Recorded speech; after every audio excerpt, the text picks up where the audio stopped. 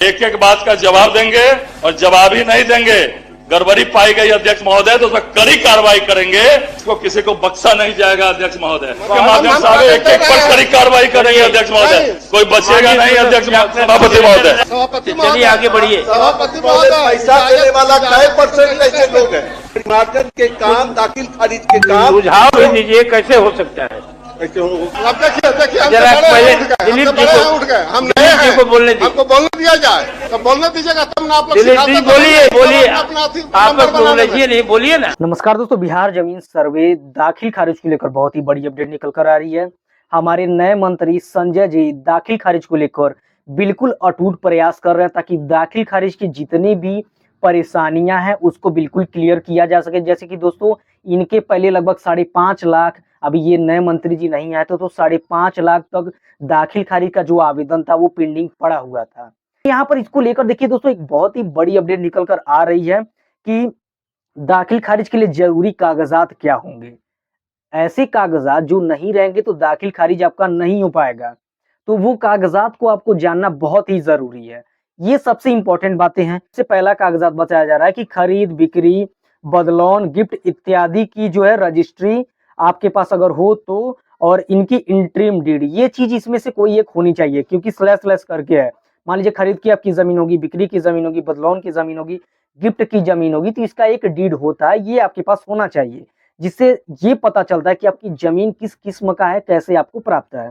ठीक है। सेकंड जो डॉक्यूमेंट देखा जाएगा दोस्तों उसके बारे में समझिए, बंटवारा या रजिस्ट्री डीड, यानी कि मान लीजिए बंटवारा आप कराए हुए हैं, उसका रजिस्ट्री डीड आपके पास होना चाहिए, या आपसी सहमति से बंटवारा में संबंधित, या आपसी सहमति से आप बंटवारा किए हैं तो उसके संबंध में आपके पास वो कागजात होना चाहिए, या कोर्ट के आदेश संबंधित बंटवारे, अगर मान लीजिए कोर्ट से बंटवारा कराया है तो उसका भी एक कागजात आपके पास होना चाहिए। अब ये चीजें हो गई दोस्तों। उसके बाद से देखिए उत्तराधिकारी के संबंध में बंटवारा शेड्यूल, ठीक है, उत्तराधिकारी जो है उनके संबंध में किस प्रकार बंटवारा हुआ है उसका एक शेड्यूल आपके पास होना चाहिए। इच्छा पत्र, इसके बाद से दोस्तों इच्छा पत्र यानी कि विल के लिए उत्तराधिकारी प्रमाण पत्र, ये चीजें आपके पास होनी चाहिए। उसके बाद से देखिए दोस्तों एक और जो बताया जा रहा है कि साक्ष्य न्यायालय का आदेश, साक्ष्य न्यायालय का आदेश जो है वो आपके पास होना चाहिए। इसके बाद से देखिए दोस्तों विक्रेता का लगान रसीद, जिससे भी जमीन जो बेचा होगा तो विक्रेता का लगान रसीद तो होना चाहिए, इसकी फोटोकॉपी भी चलेगी दोस्तों। ठीक है।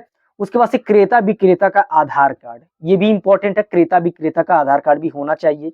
अब दोस्तों इसमें एक बात और बहुत इंपॉर्टेंट है कि क्रेता विक्रेता का जब आप आधार कार्ड देंगे तो अपना जो आधार कार्ड आप देंगे तो उसमें जो भी नंबर वहां पर अटैच होगा उस नंबर को दोस्तों बिल्कुल चालू रखिएगा, ताकि वहां से कभी भी कॉल आए तो उसको आप रिसीव करने में सक्षम हो।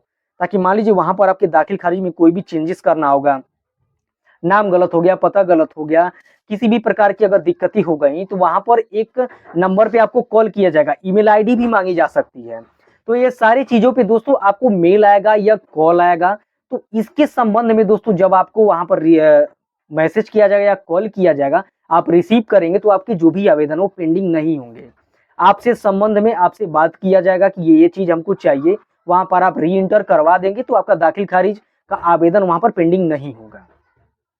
तो ये बातें दोस्तों बहुत ही इंपॉर्टेंट है, तो ये सारी चीज आप वहां पर ध्यान रखिएगा।